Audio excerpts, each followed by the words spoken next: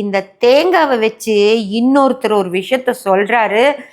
அந்த தேங்காய் சுத்துதுன்னு சொன்னது கூட ஒரு மாதிரி ஏத்துக்க முடிஞ்சது. ஆனா இவர் சொல்றது கேளுங்க, அவ்வளவுதான், உங்களுக்கு டென்ஷனே ஆயிடும். இந்த தேங்காவை நீங்க என்ன செய்றீங்க, ஒவ்வொரு ரூம்பா போய் நின்னுக்கிறோமோ, நிற்கும்போது குடும்பி வச்சிருக்கிற மாதிரி இருக்கும், அது மேல் பகுதி வச்சுக்கிறோமோ.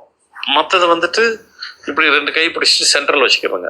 வச்சுட்டு அங்கே ஒரு 5-10 நிமிஷம் நிற்கணும். அப்படி நிற்கும் போகும்போது வாஸ்துல குறைபாடு இருந்துச்சுனாக்கா நீங்க பேசாம நின்னாலே போதும். இப்படி வச்சுக்கிட்டே நின்னீங்கன்னா அந்த ரூம்ல அப்படியே நில்லுங்க ஒரு 5-10 நிமிஷம். அந்த தேங்காய் அப்படியே மேல இருந்து எகிரி கீழே விழுந்துரும். நீங்க ஒண்ணுமே பண்ண வேண்டாம், தேங்காவே தானா கீழே விழுந்துரும். வாஸ்து குறைபாடு இருக்கு, வாஸ்து ப்ராப்ளம் இருக்குன்னு அது சொல்லுது. அது ஒண்ணுமே சொல்லலை, பேசாம இருக்குன்னாக்கா நல்லா இருக்கு, அந்த ரூம் நல்லா இருக்கு. ஒரு ரூம்ல பாக்குறீங்க ஒண்ணுமே செய்யல, விட்டுருங்க. இன்னொரு ரூம் பாக்குறீங்க அங்கேயும் பண்ணல.